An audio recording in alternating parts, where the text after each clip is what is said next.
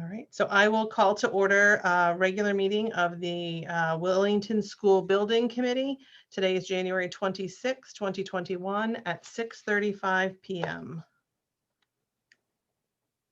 And I see all members present.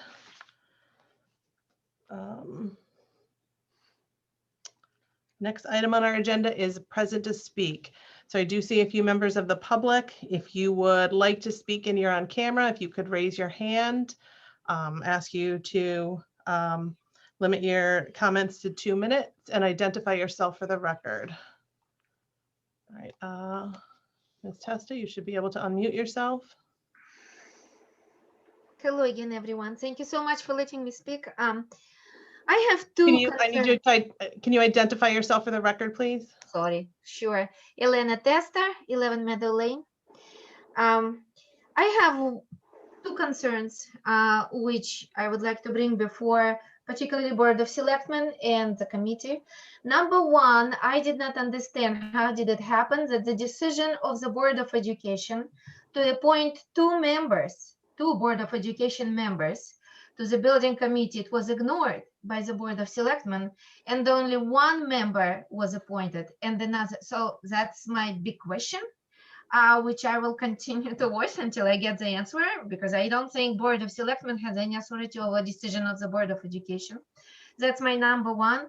And my number two comment, I just would like to address everyone. First of all, I would like to thank everybody for volunteering this time. This is a really important question. And I would like to keep everyone keep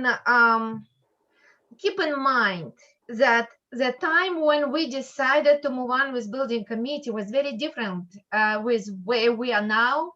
It was a pre-COVID. Now, as I understand, in order to build a new school, we will have to keep a very different, huge spacing. It's a different space for the schools. So I would like you to just keep in mind and consider all possible factors which could influence the building of the new school regarding the COVID situation. Thank you.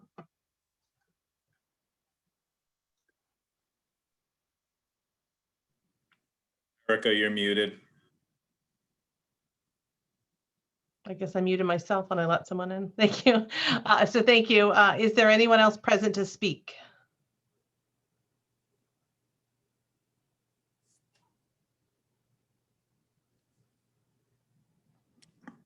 All right, seeing none, I will move on to new business. So the first item. Hi, this is Matt Clark on the telephone. I thought this was just for the visual, open to speak. I'd like to make a comment. Okay. Matthew Clark, 42 Burt Latham Road, Willington, Connecticut. I'm a 4-year resident of Willington. I love my adopted new home. I'm a member of the Board of Finance and a member of the Economic Development Commission. I was wondering, and I don't know, I didn't go to the meeting where the Board of Selectmen voted on the members of this committee, but I don't know if anybody has any construction management, building management, facilities management kind of experience. I think that expertise would be very important to have on this board, making this decision. And also if we also have people on the building committee who have financial experience. I imagine we would have to do some kind of an analysis of options and pricing and error rates and estimates, and then translating that into the amount of tax increase that would mean. So my recommendation would be, if the board does not have that expertise available now, that you add it. Also, I was wondering, and I don't know, I would think that I would recommend that the school building committee, the result of your work would be a series of options for the townspeople to consider, and not one option. So maybe what the proper way to go about this would be a high option, a moderate option, and a low option. And then ask in referendum, do the townspeople want option A, option B, option C? In order for everyone to have their wishes and their wants, I guess it would be, they're reflected in the new building or the new buildings or the remodeled buildings. Providing options rather than just one choice would be helpful. Thank you. Thank you. Is there anyone else present to speak?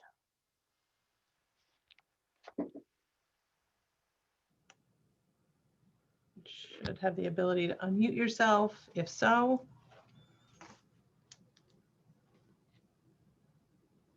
Going once, going twice. All right, we will move forward to new business. So appointment of chairperson. So before we do that, I think it would be important for us to introduce ourselves to each other. I know a little bit more about you because I, as a first selectman, had all of your resumes, I'll say, and requests of interest for this board. So I think it would be vital to introduce ourselves, kind of tell us our role and anything about yourselves as we move forward in this process. And I will mention for the record, this board, this committee was made up of 11 members. And those members were chosen from submittals that came to the Board of Selectmen. And there was one representative from the Board of Finance, one representative from the Board of Education, the first selectman, the superintendent is a member ex officio, a member of the Board of Education staff, 5 members at large, and 1 member with construction industry experience. So to the last comment, yes, there for sure is absolutely someone with construction industry experience that is now required of a school building committee by statute.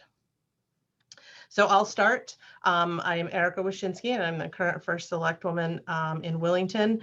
And for those who may or may not be aware, I did serve 8 years prior on the Board of Education and was part of the discussion that started this process. And it began as what to do with our declining enrollments, our aging facilities, and our increasing operating budgets, and what we could do to fix all of those issues. And the process has evolved to where we got to today. And we'll talk a little bit more about how we got here in a larger picture, but just a little bit about myself. So I'll start with Mr. Stevens. Hi, Phil Stevens, Superintendent of Schools. That's probably all I need to say right now. I'd say we could go around the square, but everybody probably sees a different view. So Catherine. Hi, I'm Catherine Vavares. I've been a Willington resident for the last 20 years. I still can't believe that, but it's been great. One of the reasons we moved to this town was because we heard great things about the school system. So I'm personally excited to be on this committee. So thank you for appointing me. My experience, as Erica mentioned, I have a master's in construction management, and I have over 20 years experience in the construction industry. And I'm currently full-time employed, working from home at the moment at UConn as a senior project manager. And I've had a multitude of different types of projects, including schools. And I have a lot to offer to this committee and to the process. And I'm looking forward to the experience and getting to know everybody and just hoping to make some progress. This is an exciting opportunity, pre-COVID or after COVID. I think there is a need out there for, this town for some updated facilities, as Erica just mentioned. So thank you. Thank you. Peter? You should be able to unmute yourself, Peter. It's not a Zoom meeting if we don't say mute 2 or 3 times. Good evening, Peter Latentich, 97 Trask Road, 35+ year resident of Willington, former member of the Board of Finance, Board of Education, Planning and Zoning, CIP, and oddly enough, the 1990 School Building Committee, which was a long time ago. No one is present from that committee now, other than myself. I'm a project manager at Otis Elevator Company. I've been there for 34 years, started out installing elevators, now manage large-scale capital projects for Otis, and excited to be part of the committee. Thank you. Brianna? Or Brianna? Hi, I'm Brianna Ross. I am a lifelong resident of Willington, give or take a couple years here and there. I have two daughters, one in 4th grade at center school, and my older daughter just graduated from 8th grade in a very interesting way this past June. I've also been an educator for about 20 years. I have taught kindergarten through 3rd grade is my wheelhouse. Right now, I teach an inclusive kindergarten classroom in Ashford. So I'm hoping to bring to the table the eyes of a mother of children that go to school in Willington, the eyes of someone who loves our community, and the eyes of an educator who can see where things are going and changing as far as the education field goes. So I'm happy to meet you all. I'm really honored to be here, and I hope that I can help along the way. Thank you. Gary? Hi, good evening, everyone. My name is Gary Anderson. I've lived in Willington for about 5 years now with my family. I have 2 kids. One's at center school, one's at hall school. And I share the sentiment that Willington's a very special place to have your kids go to school. So that's one reason why I'm on the committee. I am the Director of Planning and Economic Development for the town of Manchester. I've served that role for 5 years and have been an urban planner for 10 years, basically, since I got my master's degree.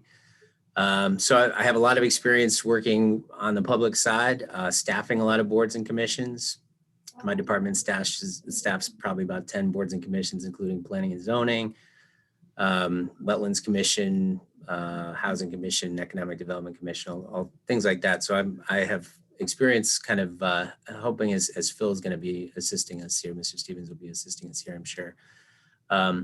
But I look forward to being on the committee side here and serving my hometown, volunteered in other ways. I also have some experience, obviously, working with public budgets and public projects in a different way, not necessarily direct construction experience. That's not something I have, but it sounds like other members have that. So looking forward to working with everybody and very excited to be working for our charge here. Thank you. Nancy? Hi, I'm Nancy Bailey. I have been a resident of Willington for 25 years now. Our girls went through the Willington school systems, so we're familiar with that. I have been in the construction industry for over 30 years. My husband and I currently own a small business here in Willington, Eliza's Electrical Contractors. So I have experience dealing with architects, general contractors, suppliers, and everything that is made up in the entire building process. So I'm excited to be here and looking forward to see how all this is going through. I was also a 12-year member of the Library Board of Directors, and I was on during the time that we built the Willington Public Library. So it's nice to meet you all. Thank you. I'm going to skip next box. Mr. McCoo. Good evening, Mike McCoo. My official reason to be here is I'm representing the Board of Finance. I'm currently chairman of the Board of Finance. I hope I bring more than that to it. I am a Willington Public Schools alum from many, many years ago. I was attending the schools during the last major renovation, which was the late 70s to 1981. We were very proud in 8th grade to have claimed to be the first class to graduate in the new hall school. And I'm also a certified fire marshal and a certified building official. I'm a retired career firefighter, and I ran the code compliance and life safety office for that career fire department. I currently work as what is referred to as a construction engineer, although I'm not actually an engineer. I don't have that education or certification, but my area is called construction engineering, and they insist that my business card says construction engineer, oddly enough. So I work in construction contract compliance, safety, site safety, that kind of thing. I've worked with Catherine, who spoke earlier, quite a bit. We've worked on some very large projects together. And last but not least, a little bit of trivia. My father was on the school building committee that did those 2 major renovations in the late 70s to 1981. So I've been hearing about it since a kid at the kitchen table. And I am very much looking forward to it. Thank you. Thank you. Anne? Hi, I'm Anne Grosjean. Have been in Willington for a very long time, not like 30, 40 years. My 2 daughters went through the school in Willington, and I now have 2 grandchildren in school. I'm just completing my 8th year on the Board of Education, and I'm here to represent them now. And I'm so excited with all of your expertise. I know nothing about building, but I am a retired teacher after 35 years. So I know a lot about what the inside of a classroom looks like and what kids need in that arena. So thank you all. I look forward to working with you. Thank you. Nico? I'm Nico Semerzakis. I grew up in Willington. I went to both schools and started off as a summer custodian at Hall School when I was 16 and when my mom made me get a job, and just worked up through the ranks, and I'm now in my 8th year as a special ed teacher in the building. Pretty much done it all, seen it all, at least within Hall School. I'm just looking forward to being a part of this committee and lending my various experiences in the building to the committee.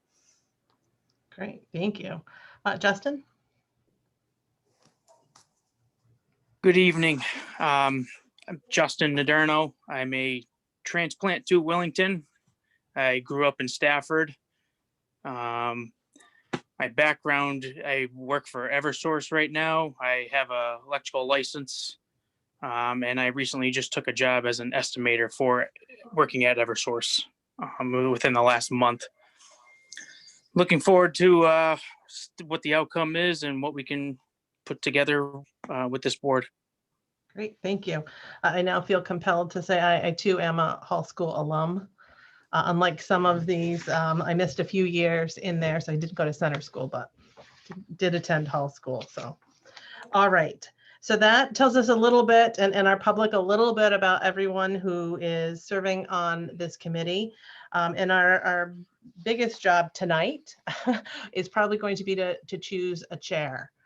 So this person for future meetings will set the agenda and lead our meetings.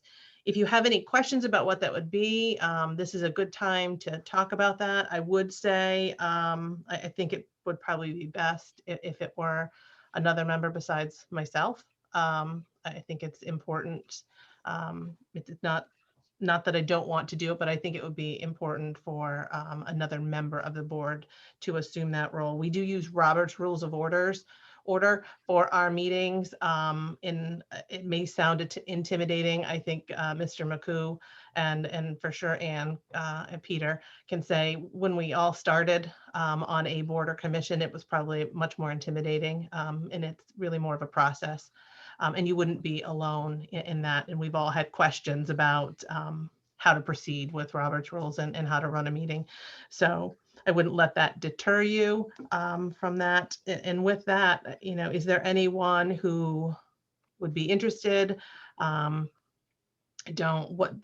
had originally said the Board of Selectmen would choose the chair, but I thought this was too big of undertaking to just kind of assign to someone. I think it's a role you need to be willing to do.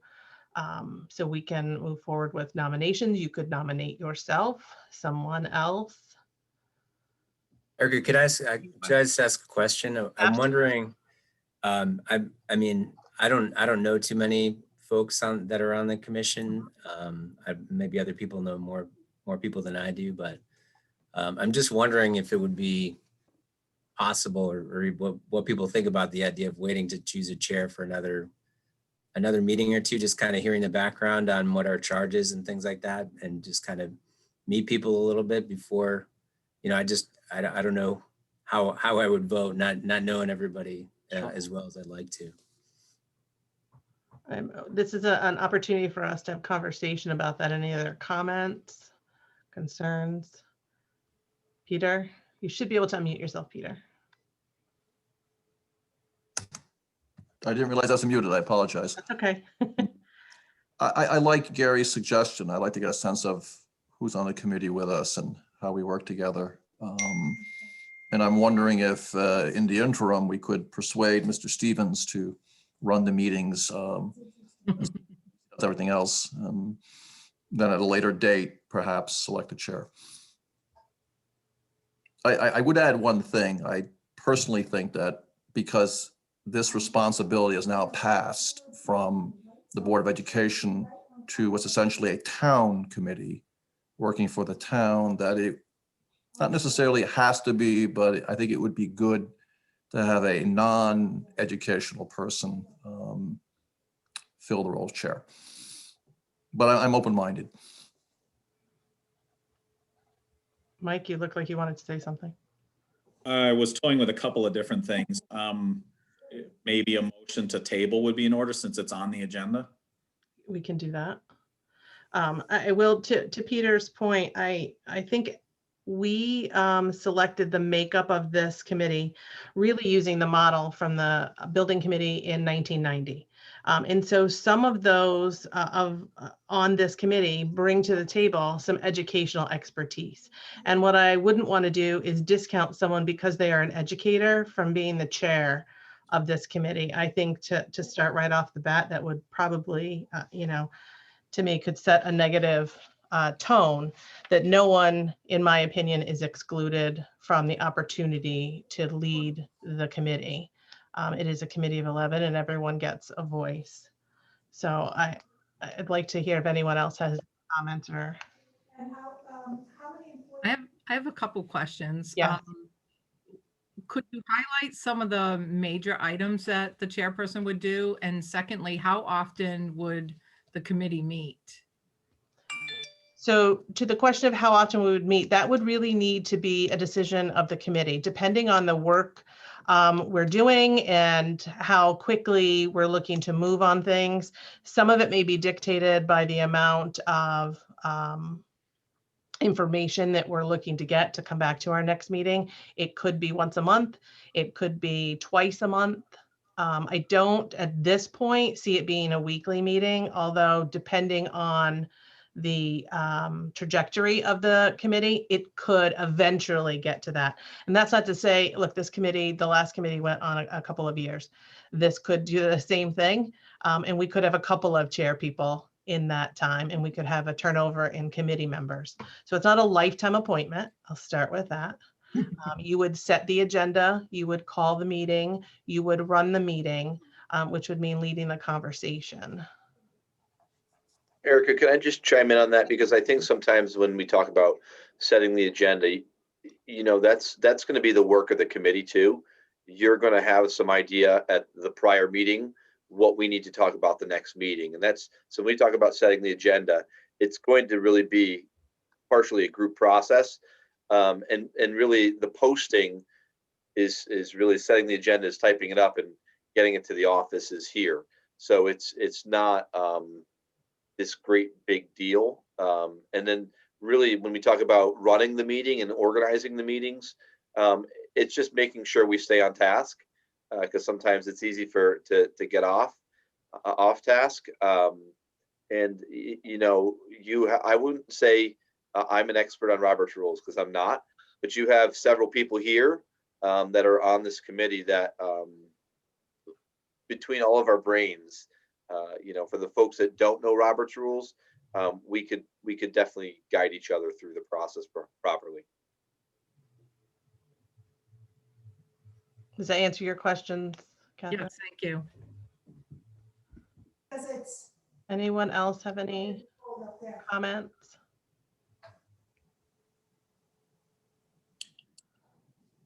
Erica, should we, Mr. Stevens, if he's willing to temporarily chair? Yeah, I don't have a problem with it. I mean, I'm going to be at some point, I'm going to be presenting anyway, so I don't have a problem with that for tonight.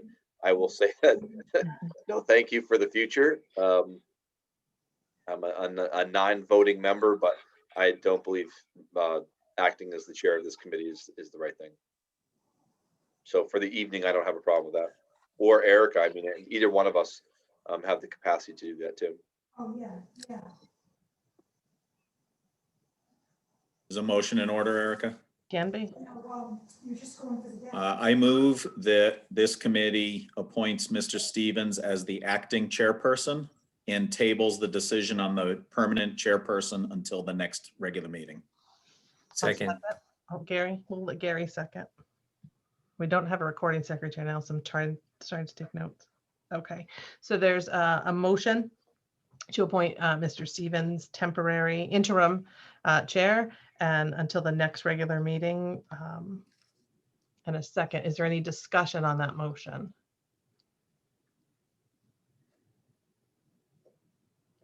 All right, seeing none, I will call for a vote, and I believe everyone is on camera. So all those in favor of the motion signify by saying aye and raising your hand.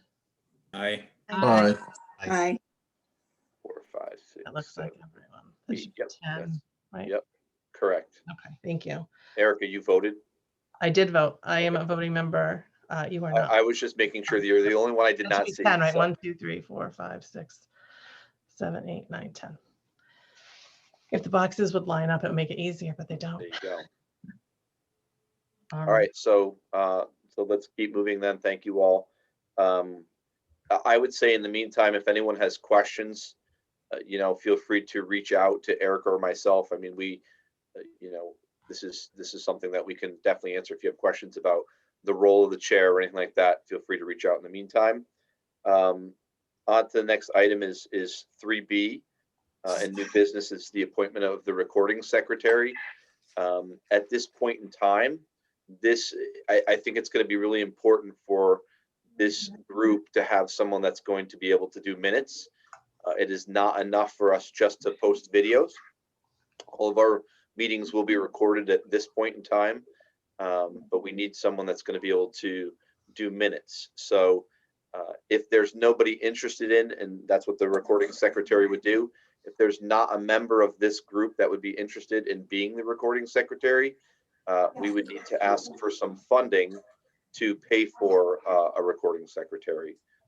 And I will tell you that just from my experience, try the meetings where I do not have a recording secretary and I have to operate the Zoom and present and be part of the meeting, it's very challenging. So thoughts? Anyone interested? I will say, so I think Mr. Stevens covered a lot of it. There is no fund, there are no funds available. We did not ask for any for this committee, right? So this was a committee without. When the last committee began, they were in the same boat, and it took several meetings before they went to Board of Finance and were granted some dollars for recording secretary. And in between, it was a member who took those minutes. So that may be something that the committee would want to request, is funds to pay a recording secretary that would take some of the work. It would take some of the work off of a committee member and allow you really to fully participate without trying to multitask. But in the meantime, we would need some minutes, and the recording would be available to the person who would do so. Peter, you look like you want to speak. I do. I would make a motion that we direct our acting chair to communicate with the Board of Finance to secure funding for a secretary. I think it's important for us to have a professional person in that capacity that's dedicated to that task. I'll second it. I'll second the motion. Okay, thank you. Any discussion?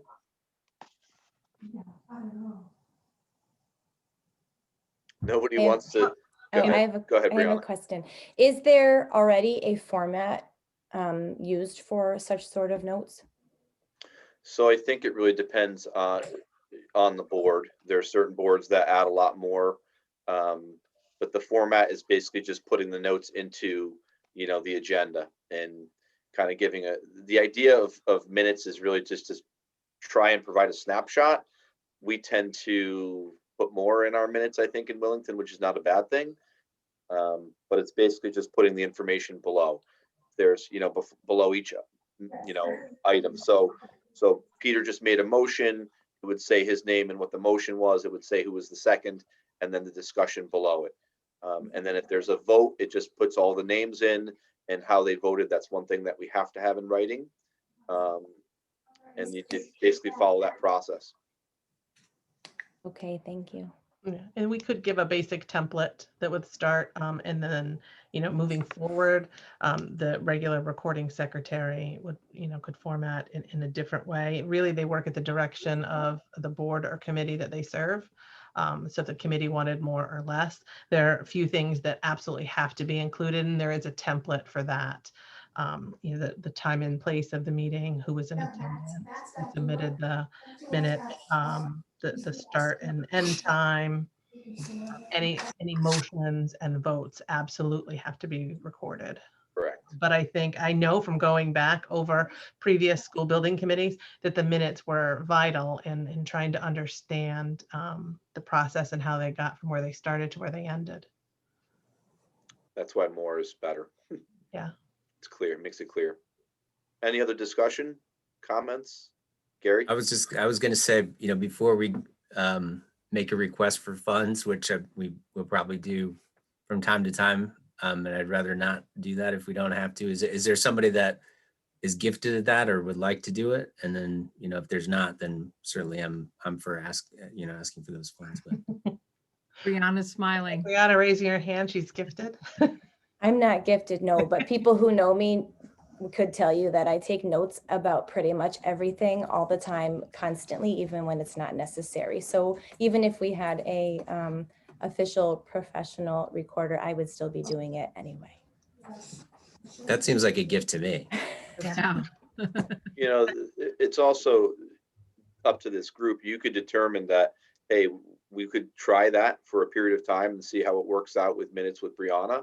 And then if she finds she's not participating as much as she wants to, or it's just too time consuming for her, then you could, make a decision to move from there as well and ask for funds. Any other comments from any members? Brianna, would you let us know if it's too much, if you do try it? Because if there's a lot of time involved after the meeting, writing everything up. So. Yes, and I'm aware there's probably a time frame with which it is due and so on. So I'll do my best.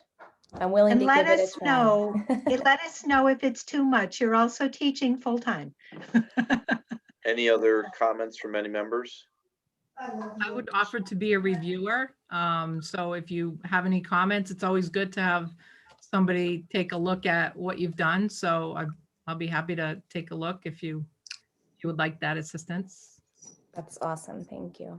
So we still have a motion on the table to ask for funds that was seconded. So we need to vote on that, or unless you want to withdraw that motion. No, it sounds like we have a lot of competence in this area, which is a pleasant surprise. So I will happily withdraw. Do we need a second for a withdrawal? The person that seconded it? No. No? Perfect. I'll second it. Didn't need it. I do have, can I say one thing though? It seems like it might take time to get funding. And in the event that, Brianna, are you making a firm commitment now, or do you still want that opt out? You have to have a motion first. Okay. Do you, Brianna, is it a firm, or would you like to have an opt out clause? It's firm as long as my hair is not on fire. Okay, very good. Okay. And then we because have Mike, so it's okay if that happens too. I Oh, guess. good. I was just going to say, if we might need it at a later date, it wouldn't be bad to put the request in for the funding and then not use it if we didn't need it. But sounds like you're on it, Brianna. So Okay. can I make a motion then to appoint Brianna Ross as recording secretary for the school building committee? Second. Second, third, whatever. How many do you need? Just two, just need the second. A motion and a second. Any additional discussion on that? So the motion is to have Brianna Ross be our recording secretary. And again, Brianna, at any point, that could be something I believe that you can say this is too much. And I will say in the meantime, we'll look at whether or not we think the current budget can sustain funding this at least through this fiscal year. And we are in the budget process, so this board could talk about whether going forward in the next fiscal year, we thought it would be important to add. And I think after a meeting or two, Brianna may be able to weigh in on that a little bit more. Perfect. Any other thoughts? Okay, in that case, if again, the motion is to have Brianna Ross be our recording secretary. If you again raise your hand and say aye. If you say yes. Aye. Aye. Aye. Aye. Aye. Aye. Aye. Okay. Any noes? Any abstentions? All right, so moved. Thank you, Brianna. Thank You're you. very welcome. I'm gonna write furiously now. I'm gonna say, make sure that's in the minutes. I know. Can I have the template like soon, please? So I'll work with Heather in my office to get that, something like that to you tomorrow, tomorrow or the next day. I won't promise time tomorrow. And in the meantime, I will send you a link to the YouTube recording that will go up tomorrow. So you'll be able to view that. Thank you. You're welcome. All right, moving on to the next item on new business, the review of the charge. Erica, I'm going to share my screen Yeah, I was gonna say, can you share your screen? as soon as it cooperates here.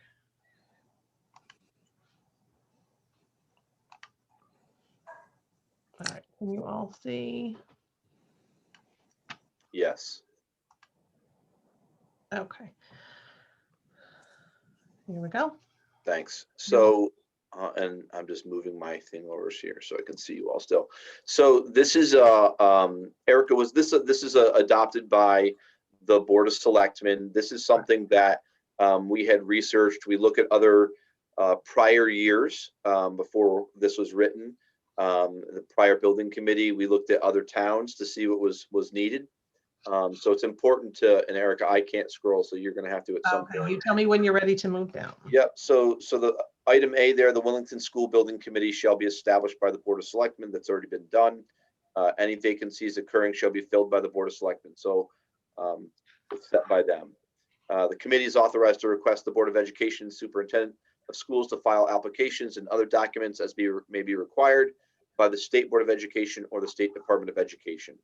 And basically, that's getting to any applications for grants. If we get to that point, you would be able to make that request.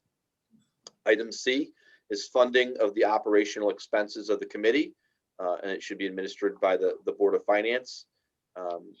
And so this committee would have to ask the Board of Finance for funds to spend funds. All right, there's no budget per se right now. Item D, this is probably the most important stuff as far as the bulk of the work. So the committee shall be responsible for defining a pre-K through grade 8 school to meet Willington's educational needs in cooperation with the Board of Education. Number 2, recommending a competent architectural and engineering and other appropriate services for the preparation of plans and specifications for constructing, furnishing, and equipping the school. Number 3 is developing a building proposal with associated financial commitments for town approval and developing a strategy for obtaining approval of that proposal. Item 4 is cooperating in the security of state funding to support the building program. Number 5, finding and recommending a site if necessary to meet school construction and town needs. Item 6 is reviewing architectural plan specifications and proposed construction contracts. Item 7 is working with the treasurer and Board of Finance and other officials to secure funding, bonding for the projects. Number 8 is adhering to state statute at all stages of the project, which there's quite a few around this.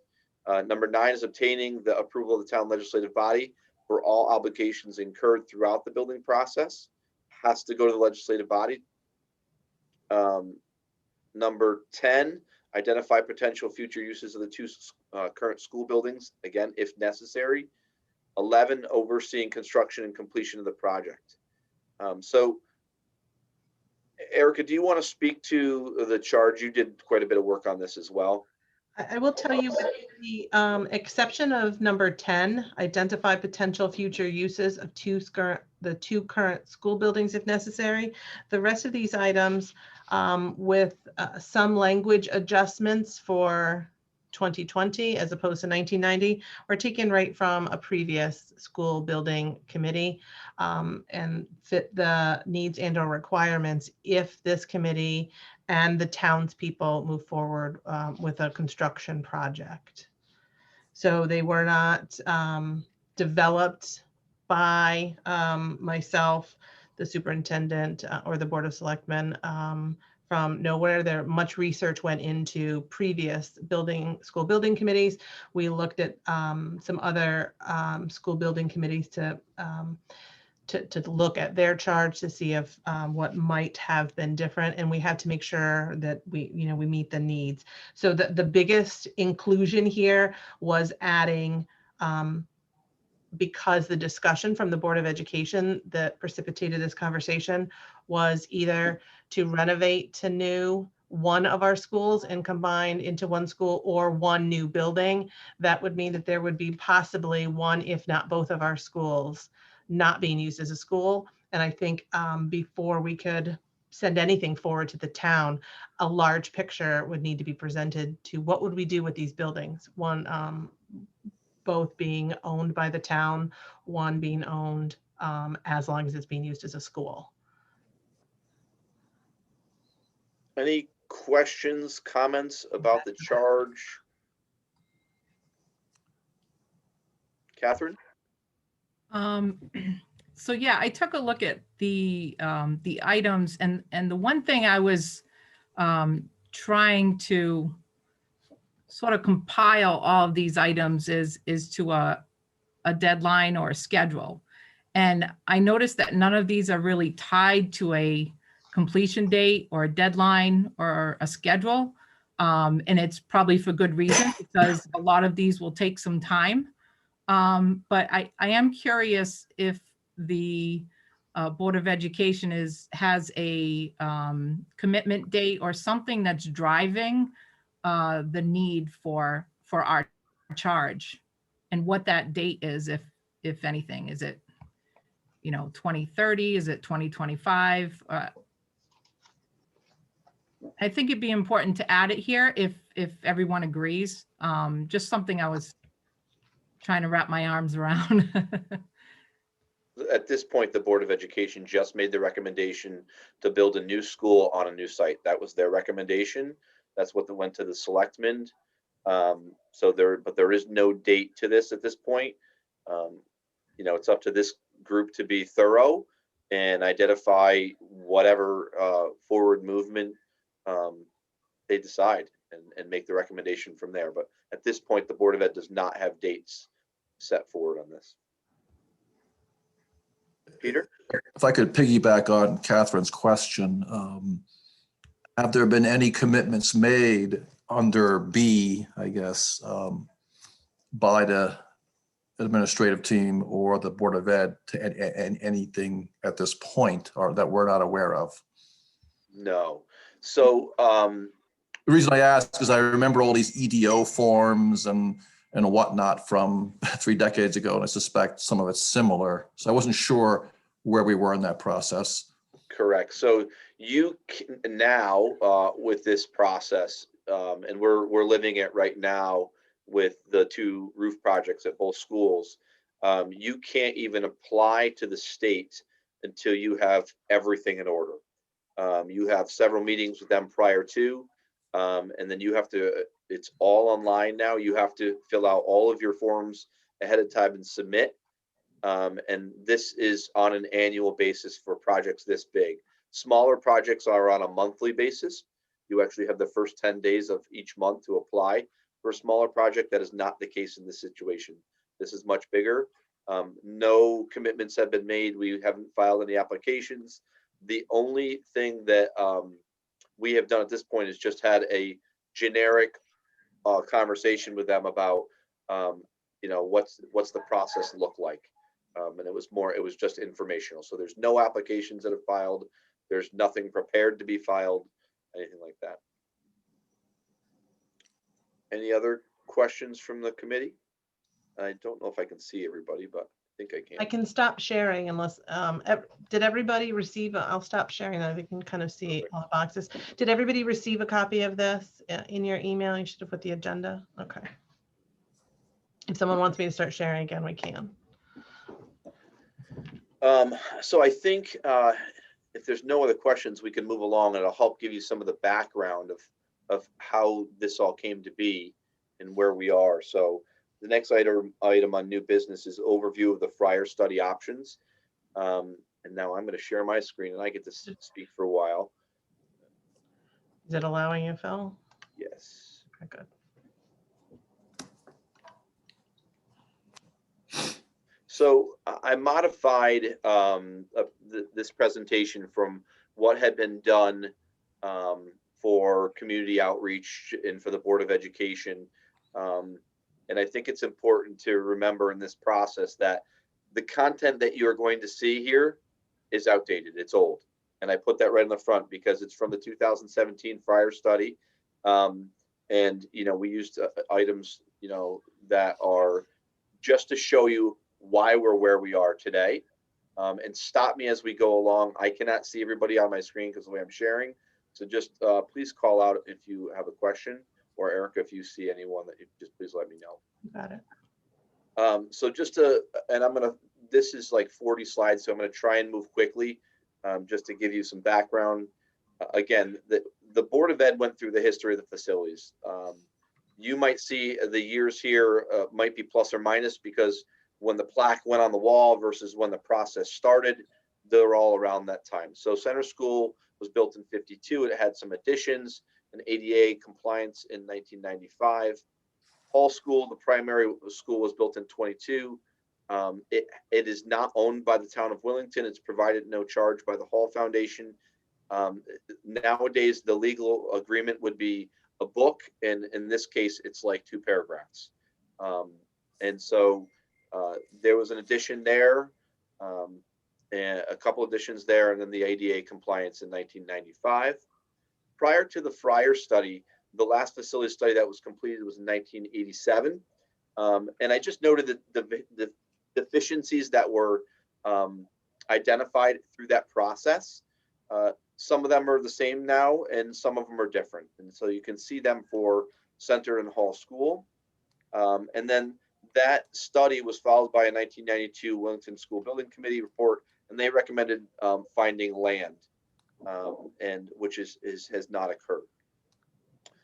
Part of this process has been to discuss regionalization.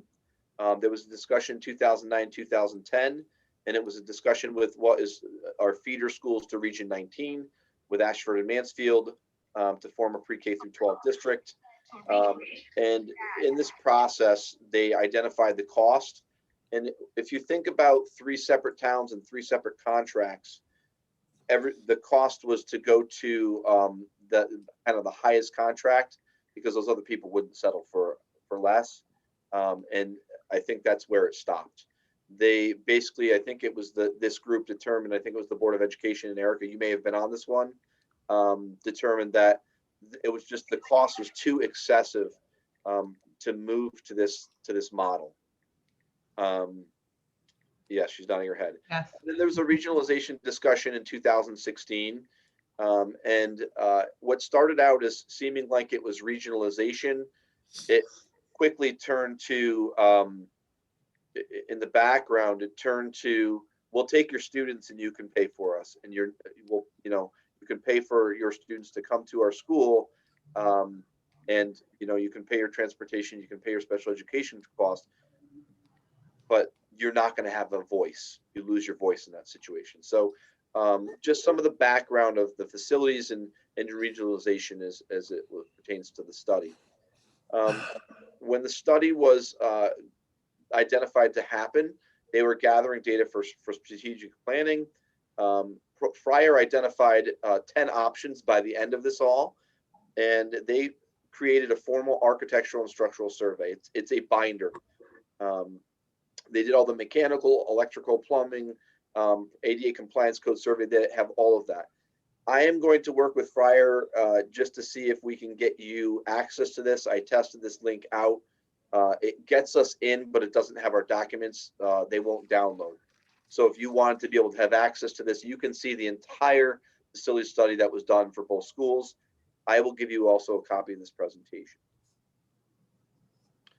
So the options that came out of the facility study, and you're going to see a portion of the facility study tonight, Options 1 through 3 maintain 2 separate schools. When you have 2 separate schools, you have overlapping costs. So you have costs that you have at one building, you also have in the other. Fire protection, for example. The 3 options that came out of there, option 1 was to do just capital improvement projects. Option 2 was to renovate center school and hall schools. And when we talk about renovate to new, that means you're applying to the grant process to the state, and you have to bring everything up to code. So it's not just a general renovation. It's renovate to new is what they call it, and it's bringing everything up to code. And then option 3 was replace both schools brand new on their current site.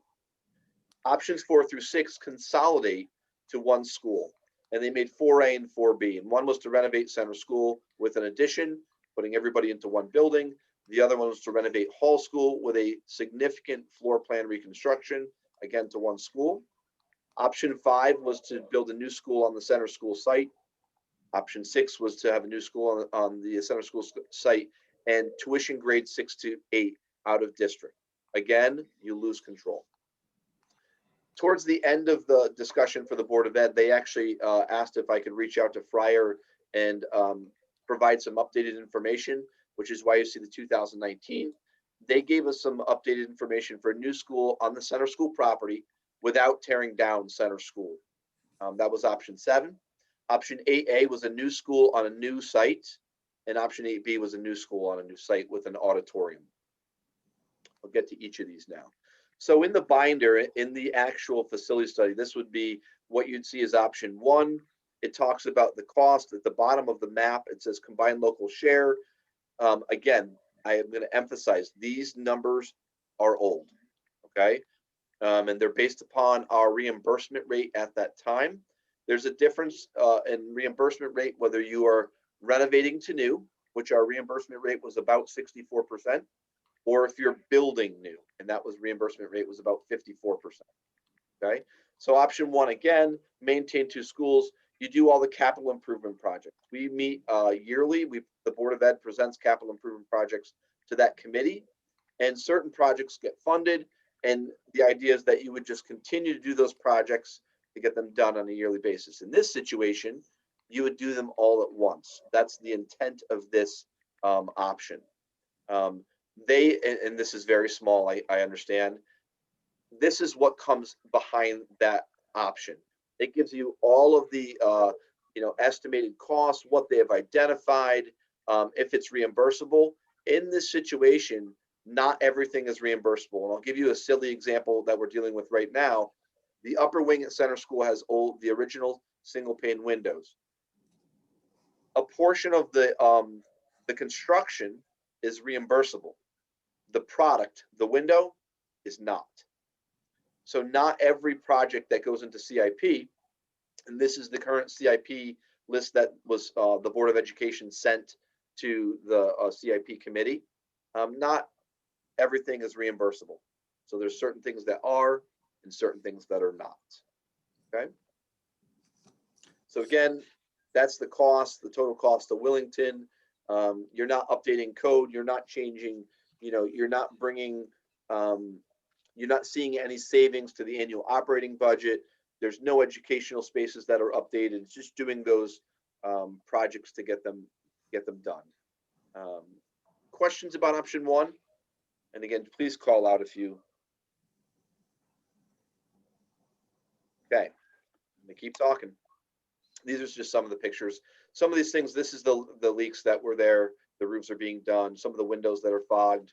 We talk about boilers and sidewalks. These are all the things that go into some of that process. So option 2 is a large one. It's quite large. You're maintaining 2 schools and you're renovating is new. I will tell you from what we know now, I don't believe that the state would even consider this. You wouldn't get the reimbursement. They would say absolutely not. So you're basically taking both schools, you're renovating them to new as they are. The interesting thing about this is that Hall School is about 60,000 square feet. And because of the population that's in that building right now, there's an overage reduction because they have a square foot size per the number of students. And you see this down, oops, sorry, I clicked. At the bottom right where it says the 45.18%, your percentage goes down, and that's over the square footage. So you can see the square footage overage in parentheses in the middle of your screen at 34,000 square feet. That's an issue. And so that's makes this cost significantly higher. When you're thinking about option 2, just beyond the price, it's just extremely it's expensive. There's minimal cost to the annual operating budget, minimal savings, sorry. It doesn't change, you know, there's not enough learning spaces right now at center, so it doesn't change that. This would happen while kids were there, so this would be a disruptive process, and it's something to consider. This takes time. You're looking at doing this either all at once, which would be really hard, or sequential projects over 72 months. So this would take years and years to do. So again, there's your cost. If you've ever been in a school that's being renovated while things are going on, this is literally what it looks like. I was in Glastonbury Public Schools, and it's just a concrete, dusty floor, open ceilings. And this works. They do this more in high schools, but it's not always, it's not their favorite option. Let's just say that. So option 3 is maintain 2 schools, replace the school on the existing site. And so this is brand new schools, both brand new schools. And interestingly enough, this is cheaper than the renovation. I will tell you, there's the big caveat to this one is, again, Hall School is not owned by the town. And I don't believe the Hall Foundation would approve of Hall School being torn down. And part of this price, you're paying a demolition cost of $710,000 to demolish Center School, and $1.5 million to demolish Hall School. So, you're using the same spot, you're building 2 buildings, but you're not bringing everybody into one building where you can see some of that savings through staffing or transportation, things like that. There's a big catch in this one. And again, it's the overage. The new Hall School would only be 28,000 square feet. It would be less than half of what it is now. And that's to get the 100% reimbursement. You could build bigger, but you would be penalized. And so again, that's based upon population. And that's why, when the board looked at this option, it wasn't something that was, driving them in this direction.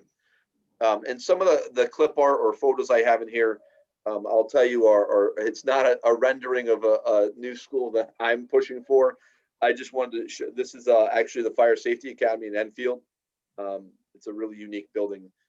They actually have fire department within it. It's an impressive building, but there's a picture there. The timeline for this, there's an 18-month timeline or 36 months sequentially if you did one school and then did the other. When you tear down the building, you'd basically just move the kids into the other building, and then you would tear it down. Questions about that option? Again, these are all the items that Friar identified. Some are more palatable than others, I would say. Option 4A, these next 3 options are for a single building, and most of them are pre-K through 8, but not all. And you may need land acquisition with this one. In these options, you get improved learning spaces. When you build new, or you renovate to new, you get an improved space. So this would be, you'd close Hall School, turn it over to, it says town and really owner, it's the Hall Foundation. And you would consolidate all the students into Center School. There's 2 pieces here. So there's a renovate as new and there's an addition. So the addition would be eligible for the new reimbursement. The renovation for the rest of the building would be a different reimbursement. So you can see that this 60 on the right side of your screen, 64% That's the reimbursement for a renovation. 54% is the reimbursement rate for new, and that'd be the new portion of the building.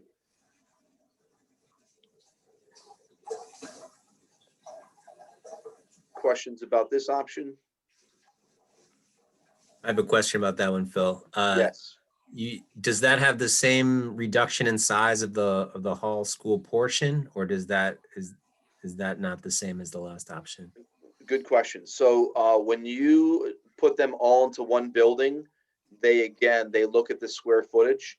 And so let me see if I just get back to this. You can see that there's no overage because the 60,000 square feet, that's the allowable square footage for this moving all the students into one building. So there's no overage on this because it's the right size. Muted, dear. Does that make sense? I'm not muted. Yes, it does. Thank you. You're welcome. So option 4B is just the opposite. You close center school and you turn it over to the town. You put all the students into hall school. This would again be a significant renovation. They didn't even draw this really for us because it was so significant. It says acquisition of property, and the reason for that is we don't have all the field space there that a typical school would have. So students right now are transported to a baseball field. You have a soccer field on site, you have a softball field on site, and you have the lower field space, but you do not have room for a baseball field on this site. So that's why it says land acquisition. There's nothing specific that they have in mind. You would have learning spaces updated here in this option. Again, because you're moving to one building pre-K through 8, you do see cost savings to the annual budget. One of the things that the Board of Ed didn't like about this option is it's on Route 32, which is not desirable necessarily for younger students. It is actually close to the railroad, which may or may not be a good thing because you don't know what's going up and down the railroad. That was one of the things they talked about. And then again, center school, we'd have to determine what to do with center school. This project would require swing space, and swing space is portables. And Eric and I were talking about this earlier today with a Talent project. They're spending millions and millions of dollars on portables that are just there temporary. I mean, for all intents and purposes, they are there for that time period. You're getting nothing, as far as longevity or investment, you're getting nothing out of them. Students would need to be in some sort of swing space during this process. And it costs you money that you're not going to get anything for. This would be about 30 plus months project timeline. And again, highly disruptive. Again, you can see the cost and how they built this in. And there is a slight overage reduction, overage on this one because the school is a little bit bigger than what would be needed. I have a question for you there, Phil. Yes, Justin. The swing space that you're talking about and those portable classrooms, that is not built into that charge as of now? It's a good question. No, No, I don't think it is I don't either. think it was. Okay. Catherine? On the previous option 4A. Yep. And on 4B, you mentioned something about the fields. I wonder, could you tell us what would the field situation be for 4A? Would we be under the requirement? So this is one of the strange things about working on projects like this is you have to remember when you have an urban setting and they don't meet a land requirement, they make it work and the state allows them to make it work. So it's something that you could do, but you're still going to pay to send your students off site. But the same problem falls at center school, correct? Like, so if you closed hall school and you renovated center, you don't have any fields there. There's no soccer field there. There's no, you'd have to redo that to make it probably softball sized. There would be some significant work there, and you're landlocked. I mean, there's not like you have a historical district a little bit north of the building, but there's not a lot of space there where you could build additional fields. You'd have to do some serious work there. And that's why, I mean, you see estimated land acquisition of $750,000. I've looked at the land around that. I've looked at the lots around these buildings. You can't go out. I mean, it'd be really hard there's houses there. You'd have to convince someone to sell, and how much space you actually get out of buying a 1 acre lot or a 2 acre lot, it's not significant. So, To Justin's question, this estimation shows 1.4 million in estimated swing space cost. there you go. Correct. Okay. Catherine? Yeah. Yep. Yeah, go ahead, Catherine.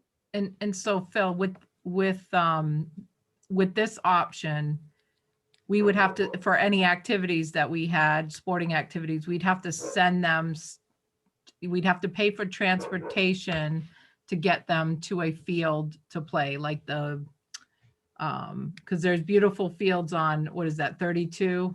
Correct. Yeah, so I wonder if that cost is negligible compared to like acquiring land. You have almost $1 million there to acquire land. So I'd be curious what that cost would actually be if one of these options were chosen, Yeah, and I can give you, right now we transport our middle school students, our middle school baseball players to the town hall. So I could give you a sense of what that would cost for one team. In this case, if you did it at center, you don't have any fields there, and you're transporting all of them, except for you'd have a gym. You'd be doing girls and boys soccer. You'd be doing softball and baseball. You would have to transport them all the way down here to the town office building too, correct, Phil, with absence of sidewalks? Right. It depends on, where the space is. I mean, there's only one field at town office building Right, but right if you now. were using this space, it would even require transportation from center school, which seems Correct. Correct. crazy. Yep. Yeah, there's a lot of little nuances to each of these options, and that's one of them. I can't see everyone again, so please call out if you have a question. Option 5, you are closing and turning over Hall School, and you're going to build a brand new pre-K through 8th grade. You could do this with or without central office, and you would demolish the old center school. And the reason for that is you need the space. This is not, you meet the learning needs of students. There is cost savings in the annual budget. Again, you're still on a smaller piece of property. Your max allowable square footage is about 60,100.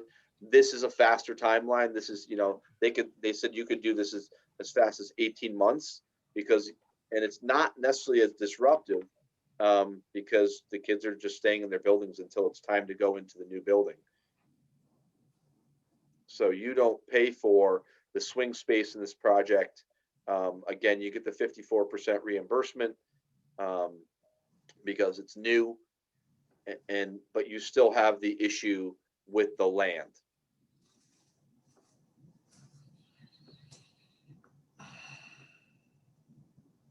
And I'm not sure anybody wants to demolish center school either. Option 6, this is you're consolidating now. You're closing Hall School, turning it over to the owner, and you're consolidating to one school, and you do basically a pre-K through 5th grade building, and then you farm out your 6th through 8th grade students. You do not have any control of those 6th grade through 8th grade students. You just pay the bill. You don't have representation on a board of education. You just find a town that's willing to take them, and you pay the going rate, whatever they're looking for. This was not a popular option with families when we surveyed them. There is a slight addition that's a part of this process, but it's not much. And you can see the cost there is significantly lower. Again, it's several years old now, but there's the new portion again gets the 54%, and the renovation gets 64%. You do not have any of the transportation issues that we were talking about regarding field space, because there's no middle school sports in this situation. So again, that cost, the 8 million, doesn't include the tuition, the transportation, special education costs. So yes, 8 million looks lovely, but when you're sending out 120 students, there's a definite cost to that, and it's not hundreds of thousands, it's millions. Hey, Phil, can I ask something about that one? Yes. Do I remember correctly you saying that the other districts we would be using for our 6th through 8th graders would have the option to tell us that within the next year they no longer want to participate, and then we'd be out of luck? Is that right?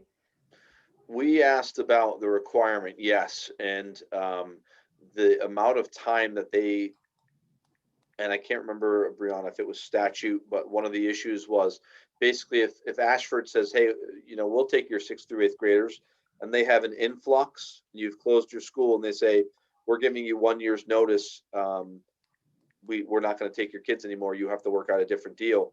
You don't have a school for those kids, you have to find another deal. And it was one of the issues with this option. Thank you. Yep. So in 2019, Friar was very nice to us, and they updated this for free. And so there was no option 7, 8A or 8B. And this option 7, basically what they did is they updated the pricing. And they said option 7, brand new school on an existing site. They still are saying that you have to buy land for field space. And you can see the reimbursement there of 54%. And you're getting one consolidated pre-K through 8th grade building on center school site. One of the issues that may happen here is that, again, you have to demolish, it's not, you have to demolish the school, or you have to redo that school. So this was, again, you're still having problems with land, and when you're talking about $17 million and not paying that much money and still having some wants within reason, that was one of the reasons the board didn't go in this direction. And then option 8A and 8B, they're basically the same. It's a brand new school on a brand new site. The only difference is 8B, they added an auditorium. And so again, you're talking about a 60,000 square foot building based upon the enrollment at that time. You're looking at, almost 22 million and 23.5 million. We don't have land. So, there's no land right now. These are all of the options that the board went through. And these are all of the options, kind of taking a peek at all of them together. You can see the prices across the board. There were some when we talked about these, and I'm going to show you a slide in a minute, how they were ruled out. The board was trying to get a sense of what's the cost estimate for taxpayers for the first 3 years. These numbers are out of date. They are not accurate, but it was a ballpark at the time. So we were trying to figure out if there was a mill rate increase each year, what would it look like? And so we were just doing some real rough math, saying how much would need to be raised, what's the bond payment, what's the mill rate look like, and we showed our math here of what how you divide by the grand list, and the payment rate, which is how many people pay their taxes, about 99%, and a ballpark in the mill rate. We could do this in the future as well. So if you wanted to say, hey, we were interested in, here's the cost of a building, or here's the cost to renovate, it would allow you to, we could plug in some new numbers and get some accurate numbers based upon the price and know where our current mill rate is and where it would be in the future. So I just wanted to show this, but again, this is old. It's probably no longer accurate, but it was giving you a sense of the increase, and if it was a 20-year bond or a 30-year bond, and the difference between the mill rate if it was a new building or a renovation. Okay. And then this was when they updated it, the cost estimate for the first 3 years, when the Board of Ed asked me to update this just based upon the new building and new building with auditorium. It's a little bit higher than the last one. So you're probably in that 33, 34 range. If you don't know the mill rate, it's basically, if you look at this number, it would be $3,435 per $100,000 of your assessed value that you have. That's what you would pay in taxes. So if you had a $200,000 house, you would multiply 3,004 assessed value of 200,000. You would multiply the 3,435 right here times 2, and that would be your tax bill. Okay. Again, it's very much old and a draft. I also wanted to share kind of some of the other things that were done, research. We looked at, what the Plan of Conservation Development, what they were recommending. I do have a really rough, and I will call it private at this point, draft of staffing changes that would occur if you transition to one facility. And the reason I say private at this point, we know it's about $500,000 in savings in staffing and transportation. And the reason why it's private is because I don't want to scare people away. If I announce today, we're looking at building a new building and your job's at stake, people are going to run for the hills. At some point, if you get to that point where you're going to make a recommendation, you have to know that. And we would build that. But moving to one building, there's savings there. I did visit other schools with Ken Craig, who's no longer with us. We looked at other K-8 buildings, pre-K through 8 buildings. We looked at projections for students moving forward. Looked at the bond rates, and again, they were the bond rates at the time and the potential cost to students, to residents. Sorry.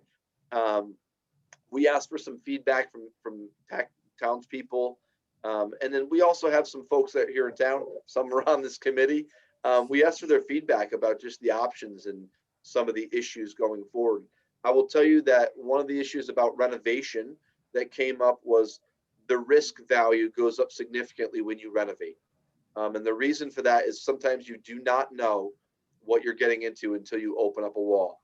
And you see a lot more change orders if you do a project when you're renovating because of that.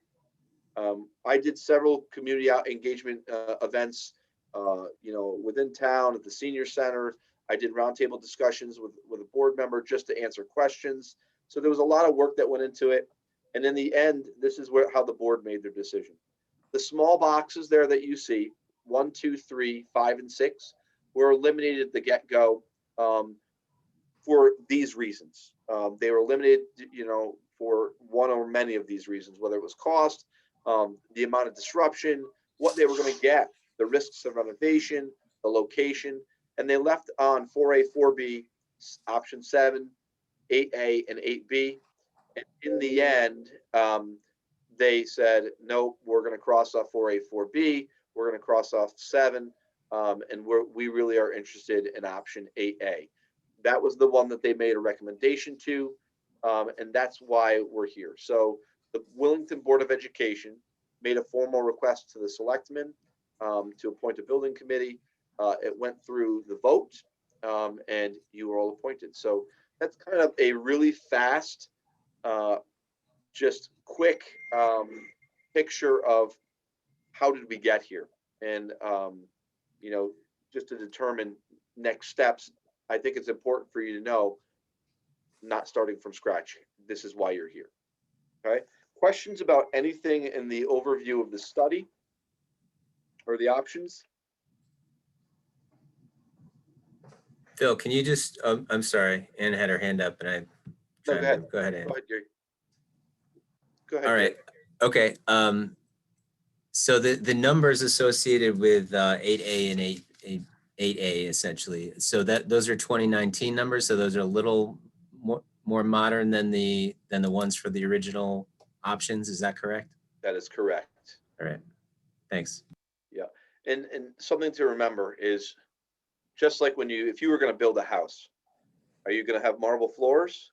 Are you going to have, you know, a laminate flooring? Are you going to put in, you know, granite countertops? Are you going to have, you know, if you're going to do something, you determine how you're going to build it. And that's a general, what they do is they figure out the average cost per square foot. That's where that cost comes from. And so that's where that 2019 number came from, is the average cost per square foot.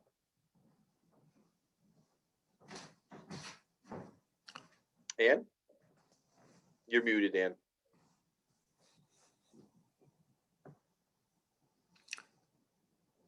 I've had kids in and out, so I just wanted to state that when we were doing the elimination, the difference between building on the center school property and building on new land, we've just had major work done on the septic system.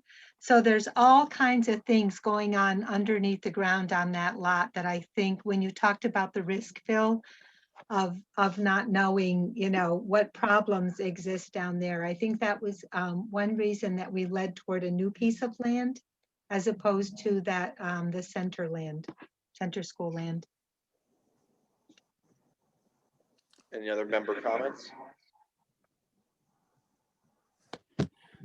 Justin? I have something, Phil. So us as the board, with what you're giving us for options, we are at this point looking to move forward in building a new school. That is specifically what was in the charge. You make the determination moving forward how you would like to move forward. Okay. You know, there's been committees. One of the building committees at one point, Justin, had the recommendation to build a grade 3 through 5 school. Thankfully, they did not, because you would have had an additional school. But your job through this committee is to follow your charge and determine, you know, is it possible? Is it feasible? Is there an appetite for? Can we afford it? All of those things, and that's part of this process. Thank you. Peter, were you going to say something? Yes, two things. One, I would respectfully say that the most important focus of our committee should be the first item in our charge, which is to define a K-8 school. And that could be a new school, that could be a retention of the existing school, that could be a remodel school. That was all evident in the discussion of the town meeting that led to the charge from our selectmen. So I don't think we're prescribed at this point towards any path. I myself would like to revisit all those options that Friar presented. I'd particularly like to look at the ones they didn't present, because they're suspiciously similar to me to the ones we saw in 1990. And I think there's some opportunities they're overlooking as architects and not residents of Willington. Secondly, I'd like to suggest something for a future meeting agenda, and that is I attended all of the outreach meetings, Board of Ed meetings, and I think back to our 1990 committee, and an important asset to us was Hall School. We viewed it as an asset, whether it was swing space, remodeled space, a site for a new school. And we were working with the Hall Foundation, who's been a benefactor to the town. I didn't get a sense of that in any of the presentations. The only thing I heard was that the Hall Foundation was contacted and did not support tearing down the school. I would like to find out what the town's status is with them, what the property could or could not be in the framework of the agreement with the Halls, and what they're open to, frankly, because they've always been very supportive of Willington. And I think it'd be very useful for us as a committee to meet with their representatives and find that out. Erica? So I agree with Peter on both those. I think it is important to have a conversation with those from the Hall Foundation. I think there weren't formal discussions with them prior to this, probably because we didn't, I left the board at the point right after the Friar study was presented, right? So I'm speaking really my opinion on the board not taking a formal step because they weren't at a point where they were or were not moving forward with anything, and it wasn't their decision to make. It had to go to this board. So I think it's important for us, before we could ever decide what D1 is, defining the pre-K through 8 school, until we talk to them. Right, so I agree with that. And Phil, I don't believe, I know the board had their recommendation, but I think the first charge under item D is defining that school. And so that would be to this committee to define whether it is a new school on a new site, a renovated school on a new site, a renovated, I'm sorry, can't renovate on a new site, can you? A new school on the same site. So that's what we would have to do, and looking further in depth at those, excuse me, I admit someone, further in depth to those Friar studies may help answer some questions, because this was just a high level overview of that. Correct. And Peter, I'd be interested in your point of the study, the options they didn't give us. I thought they gave us a pretty good set of options. I'm curious at what you think they didn't give us in options, besides renovating our buildings or a new building. Well, I'd like to have some time to Okay. cull through those, but it is striking to me that the one option they didn't present, or perhaps I'm missing it, is we have 60,000 square feet at Hall School. And I always like having a win-win option. If we could somehow retain all that space, but make it conform more to what Phil needs for modern education, and be in a single school model, which fortunately the Hall Foundation and then subsequently the town created all this space. But can we make it usable space and have a single model, and then transfer center school into a new role of some kind? That's an appealing option to me. But the model calls for both of them to be renovated, which does sound daunting. And I've spoken with Ralph Toulis, a former graduate of the Hall School prior to renovation. And he's done work for the town, so I kind of trust his judgment, and he knows the buildings, which I appreciate as well. So he might be an asset to this committee.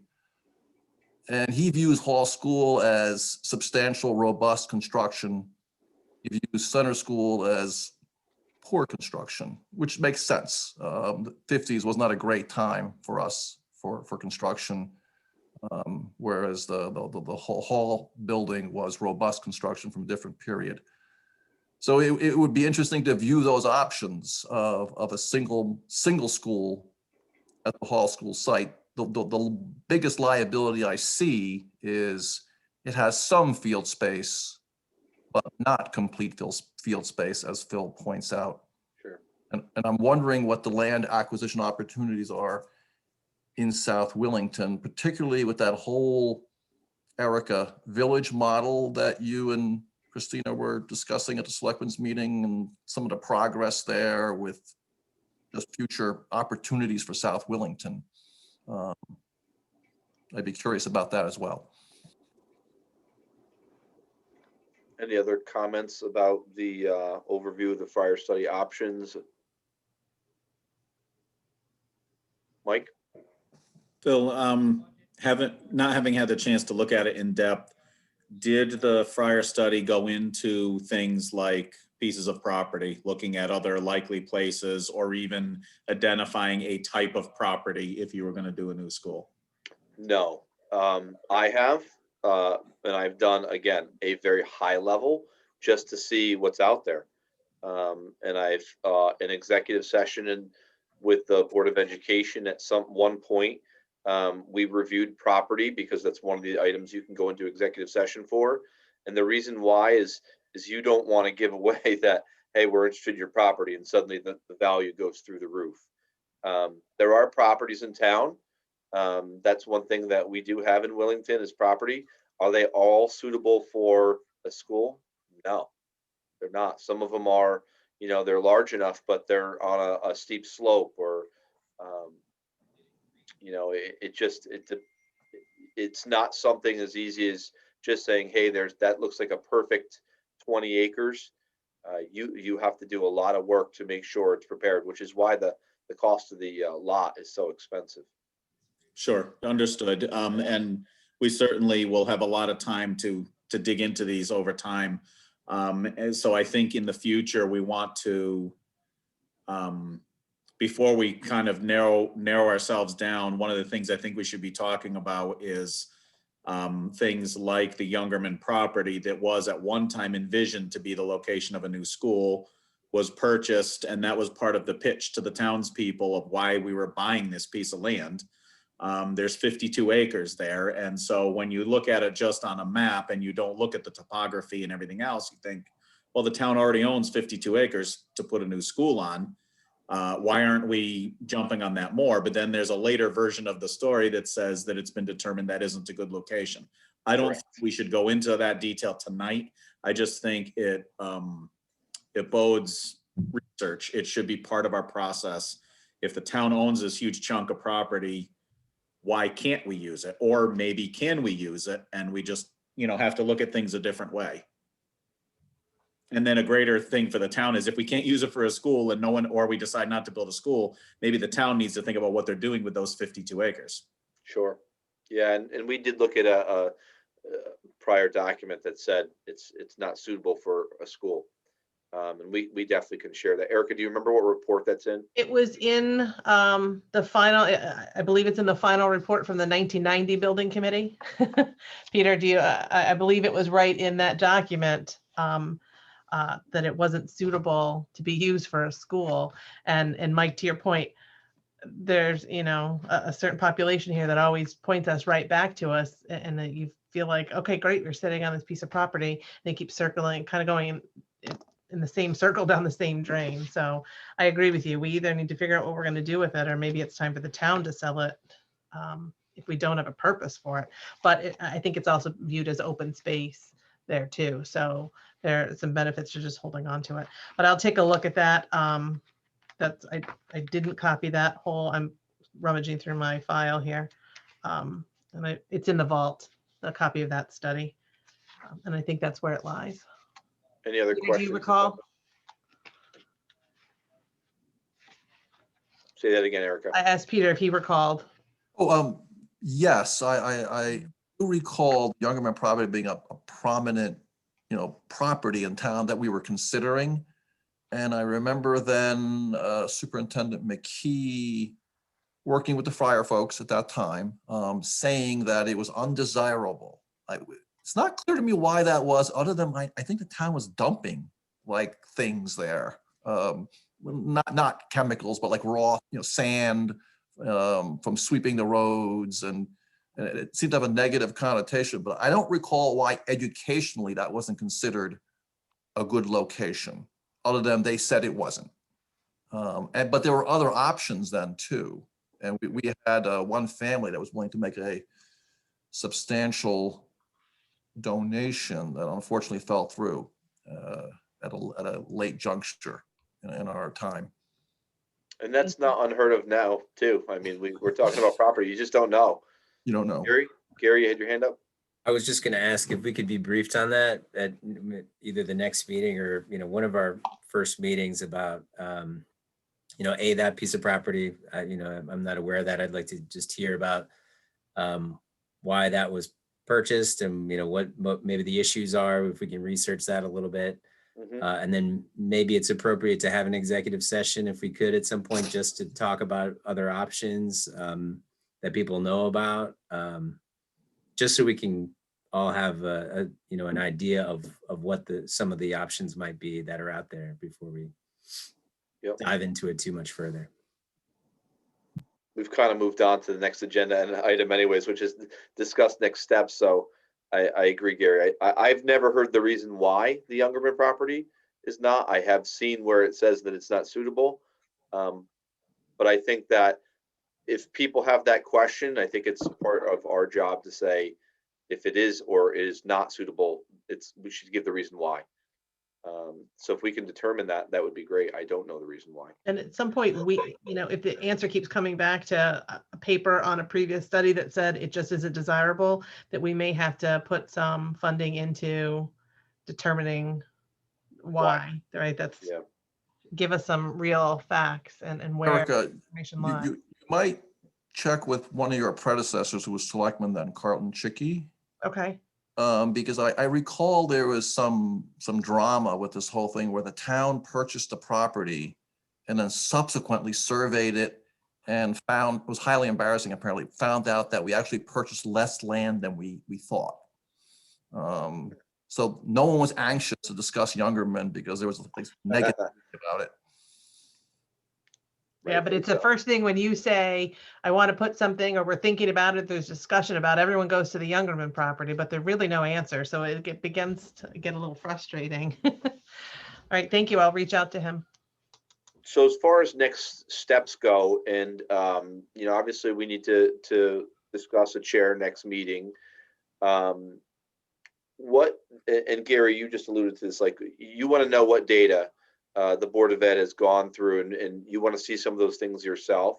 I know, are you interested all in seeing the full Friar study? Do you want to have access to that online?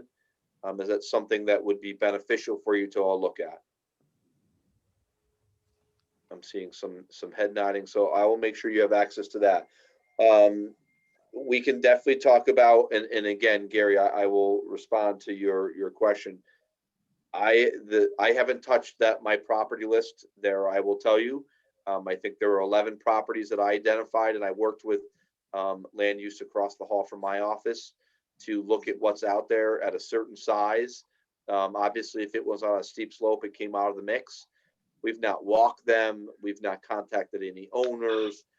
They're not, you know, we're not looking at what's for sale. It's just we identified spaces that were over a certain size acreage. And there's an acreage requirement if you build. You know, I could share those. But as far as the next steps, there's been no next steps. I have not contacted anyone. You know, they're not for sale or anything like that. It would be something that, you know, you'd have to determine if you know, you would want to approach somebody regarding that. But I can show you what's out there.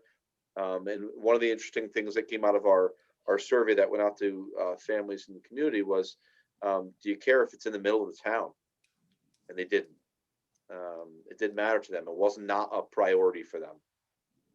And so the question again, what other data are you looking for? What other things can, you know, either between Eric or myself, because we are the ones really with access to this, what information are you looking for that would help you start to move in forward direction? Phil, can I ask, when you asked the question in the center of town, was that the, you know, perceived center of town? As I think some of our perceived center of town and the actual center of town are kind of different. different. I mean, Was it just a general question? Yeah, I don't remember, to be honest with you, Eric. We can, if it's beneficial for people to see a high level view of the survey results, I'm glad to try and dig those up. Yeah, I think that would be helpful. And the other thing I was going to say, Phil, is could we see, I'd like to see somewhat of a detailed map about the center school and the hall school properties, just show, you know, show the building location, show how much acreage there is, show what's surrounding. And we know that they're constrained, but I'd like to just see that a little bit and have an idea about what those look like. I believe I already have that done, Gary. Yes. Yep. You're making your job easy. There you go. Any other items that you, go ahead, Catherine. Just to take Gary's comment a step further, I think it would be helpful for us to maybe have a map of what property the towns already own, to the point about the Youngerman property. I have no idea where that is, but I'm curious now, like, where is it and why was it deemed not feasible. So I think it'd be helpful if there was a map that we could look at what is currently owned by the town of Willington, that perhaps maybe combining properties or looking at other options for the school. I think that would just help us in our analysis. And to Peter's point, I like the idea of what he was saying with exploring options that perhaps Friar may not have listed. So there might be an opportunity for us as a group to come up with a different option, like Peter mentioned. So I have a question about the options.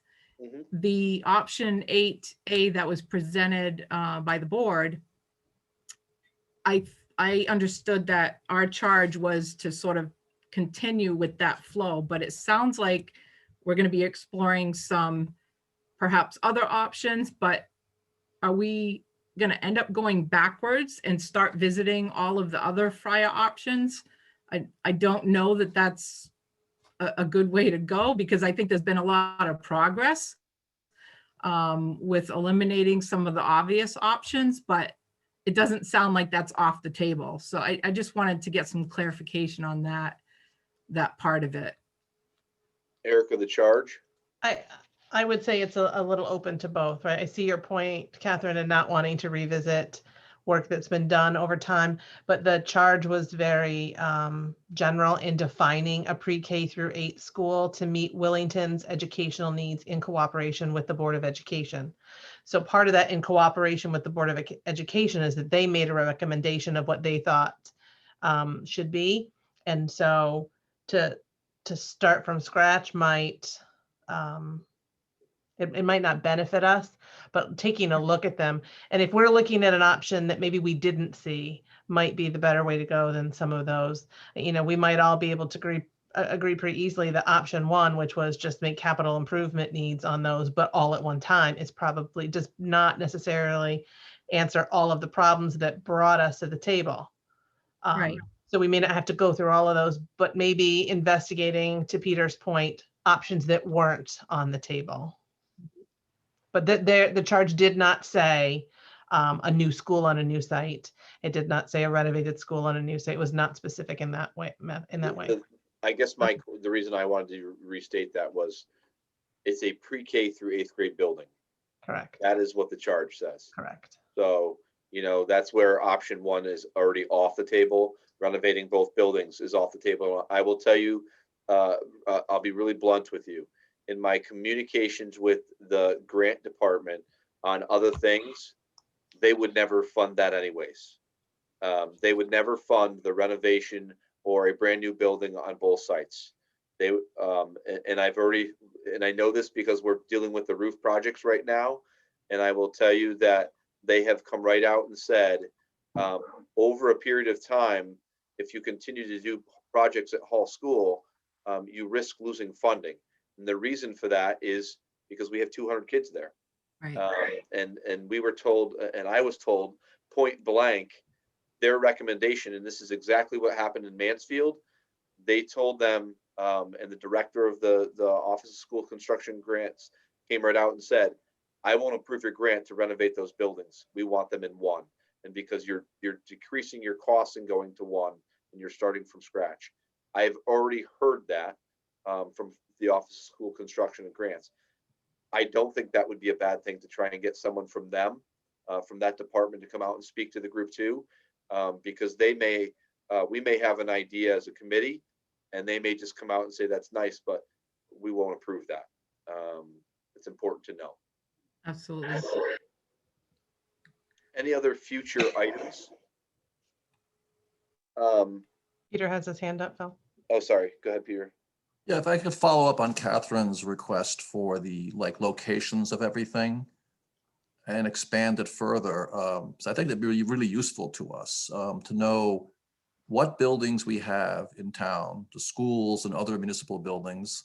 And I suspect planning and zoning or the PCD could help us with that data. I don't know, Erica, perhaps you could look in there. I'd also like to know what commercial space we have in town, particularly vacant space. And just have a sense of our town infrastructure, what's out there, public and private, how much of it's occupied and how much it's not occupied, to have a sense of all this. From you specifically, Phil, it would be really helpful for the defining of the school, some enrollment data for the last, 10 years. And then future projections, I think the state makes that you always show us at the Board of Ed meetings. That would be very helpful. And I think an even further step back, and I'm assuming we have access as committee members to Connecticut Conference of Municipalities data. And we can, I'm sorry, Erica. Absolutely. Oh, great, because it'd be nice to have a sense of where we are demographically as a town to sustain a project like this and define the school. I think we can do that ourselves, but the enrollment data and Catherine's good point on what we have already would really be helpful. So can I ask, I think you've given Phil and I quite a, sorry, I call it a shopping list, which is great. This is all, I think this is all fantastic, right? We have to have these conversations to ever get anything potentially presented to the townspeople, right? We have to do this work. Do you want it all in our next meeting? Do you want to break it up into some meetings? I might suggest moving forward, not after our next meeting, but looking down the road, that we have committee, do some committee work on some of these items. But do you want to try to tackle all of this at our next meeting? I think the next couple of meetings. I just want to be sure how much, time and what kind of time frame we're looking to put all these pieces together. I'm speaking for me personally. I'd rather have it done right and get the right information, and have your staff take whatever time they need to take to do it. Get us the right information when they can. I'd like to make a recommendation. I think it makes sense to stay focused. And if there's one night that we can just speak about land, I think that would be reasonable. You can speak to I could speak to land around Center School. I could speak to land around Hall School. I can show you the GIS that I look at, and the map shows the map, the lot lines, and what has houses on it, what doesn't. I can show you in executive session properties I have identified that could be potential. It doesn't mean they're the only ones, but there are some that are out there. So if we focused on that, commercial properties, any of that information, if we spent the night just on that piece right there, it would give you at least the background of what's out there. Can you really do this on a Center School site? Can you really do it on a Hall School site type thing? Does that make sense to you all? Yeah, and Gary, I appreciate that. Phil and I say a lot around here, we want to do it right, not fast. Yes. I just wanted to make sure the expectation of what the expectation of the committee was. Sorry, Catherine, let me just say one thing real quick too. I think if we could also kind of long-term over the next maybe four or five meetings, we need to have some visitors in. We have a great committee. We have a knowledgeable committee. We are lucky that for our roof project, we have hired a project manager through Colliers International. They're actually in charge of building the new schools out in Mansfield. They've done all the South Windsor schools. They can speak to some of the pros and cons of that they've lived of renovation. They've offered their time to come out and just share some thoughts. I also think, to Peter's point, that I've had a conversation with Tyler Hall. What is Tyler's official role right now, Erica? Do you know? He's like their, I don't know. He's one of the halls. On the foundation. He's on the foundation. I had a pretty good conversation with him after the town meeting. And I do think that's important to hear from them. I think it needs to happen publicly. And so we can hear from them, what they would be okay with and what they wouldn't. And I think it's also important for this group to hear, do they want the building? Or can they afford the building? Or what's their vision of the building for the future? So we could have some kind of guest speakers and visitors that might help drive our process in the future. Any other next steps? Oh, sorry, Catherine. Phil, I think that's a great idea, and I'm wondering, would it be too soon to put that on the agenda for next week?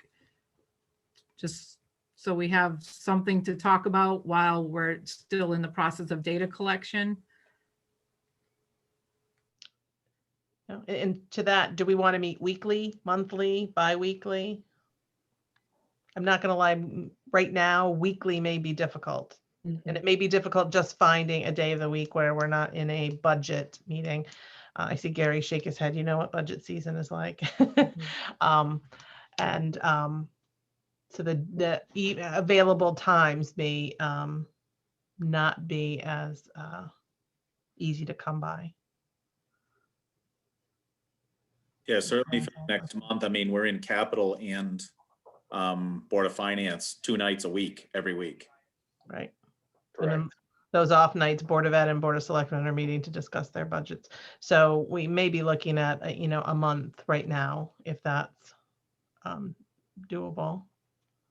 Why don't we start with a month? And I mean, I think at some point we might want to ramp up to more than a month, because otherwise it'll take forever. But if people are up for it, what if we did 1 month? That'll give the staff some time to put that information together, and then we can check back in a month and develop a regular meeting schedule maybe. Agree. Catherine has her hand up. So Go ahead, Catherine. Sorry, I'm just making just notes. one more comment. I promise to be quiet after this. While we're in the process of data collecting, I think while it's going to be helpful to have knowledge of what the town owns for properties, for land and buildings, I think in order to get a holistic approach in evaluating all this, we would also need to know the educational specs and the programmatic specs of what this new school will entail. I mean, do we need a baseball field, softball field, soccer field, a gymnasium, a pool? What do we need? And I think those are, even if it's not the Willington educational specs, if you could give us a sample of something that would be similar to what the Willington pre-K through 8 school would look like, so that we can just look at it holistically. I think that would be helpful.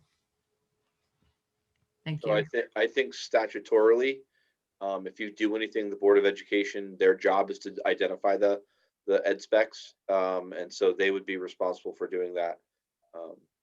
But that would take some time. But yes, that's definitely would be part of the plan. Erica, you were thinking? I was thinking to whether or not what Catherine was saying is, kind of a general look at, did a new K through 8 school built somewhere recently, and what their general ed specs, not real specific for what would be wanted in Willington. Exactly. What would be based. That's okay. I feel comfortable doing that. I don't want to give ed specs for Willington. If we want to look at other places, Yeah. Mansfield is doing this right now. They're building a school. We can look at some of their ed specs and what they've identified. And they're also building an elementary school, correct? So if maybe there was something, if we could look out to see if there was a recent, in the not so recent past, pre-K 8 like school, because the requirements, correct me if I'm wrong, Phil, are very different for field space from middle school to elementary school. Correct.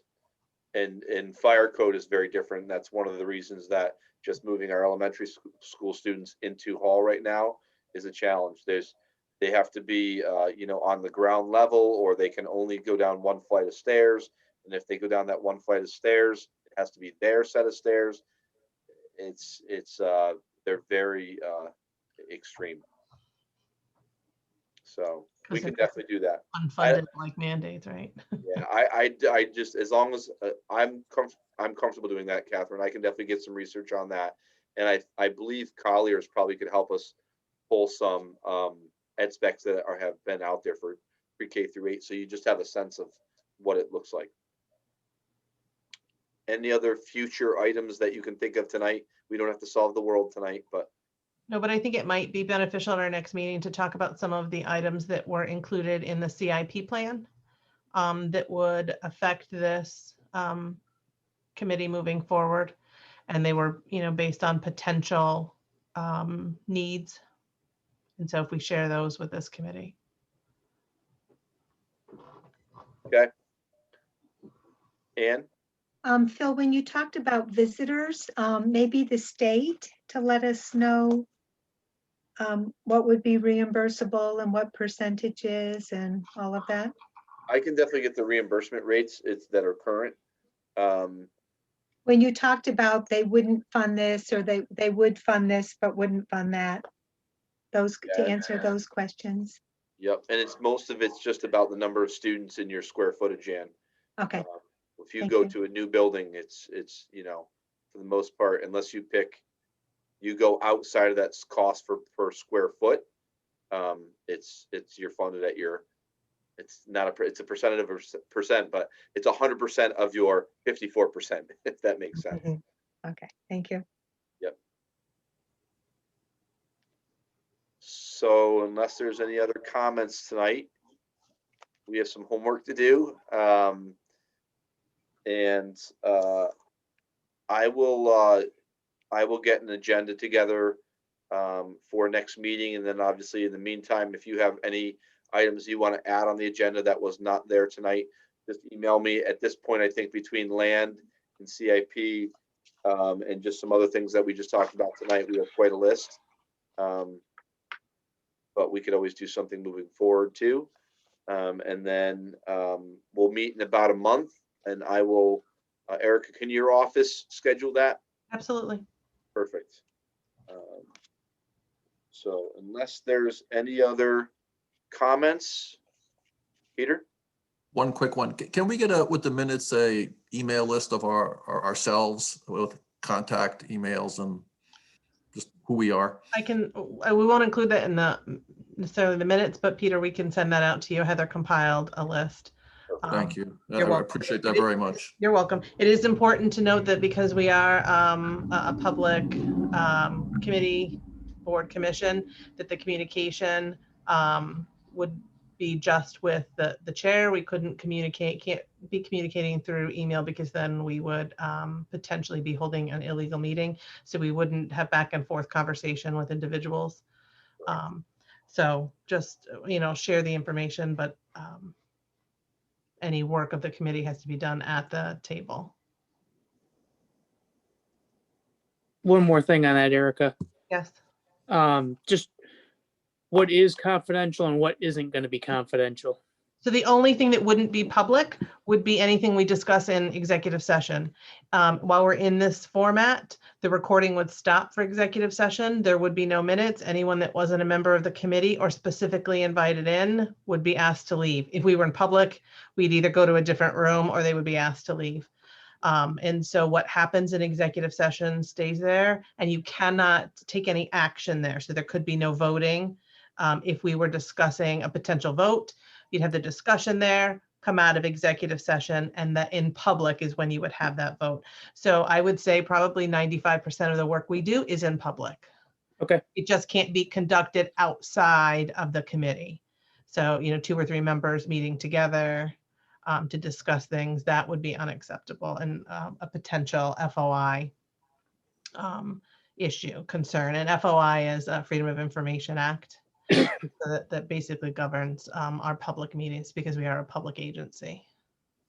But yeah, almost all of our work is public. When we get into land acquisition, we're able to go into executive session. There are very few things you can go into executive session for, but that is one of them. Negotiations. Yeah, especially this group. That's probably the only one. Probably. We have no personnel, so. Correct. All right. If you don't have any other comments, then I'll look for a motion to adjourn. So moved. Thank you, Michael. All in favor? Aye. Aye. Thank Night, you so everyone. much, all. Have a great night. Good evening. Thanks.